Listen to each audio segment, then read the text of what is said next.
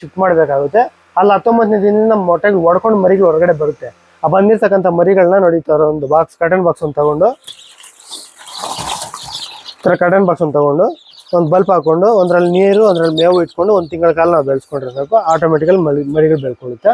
ಬೆಳೆದ 1 ತಿಂಗಳಾದ್ಮೇಲೆ ತೆಗೆದ್ಬಿಟ್ಟು ಫಾರ್ಮಲ್ಲಿ ಬಿಟ್ಕೊಂಡು ನಾವು ಏನು ಬೇಕೋ ಹಾಕ್ಕೋಬೋದು ನಾವು. ಇವಾಗಾದರೆ ಸ್ಟಾರ್ಟರ್ ಫೀಡ್ ಮಾತ್ರ 1 ತಿಂಗಳು ಕೊಡಬೇಕು, ಬ್ರಾಯ್ಲರ್ ಸ್ಟಾರ್ಟರ್.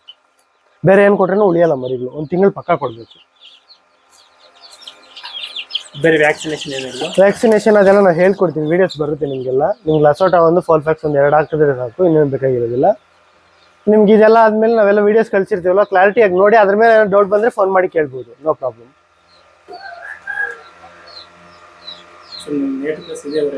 ಹ್ಞೂ ಸರ್.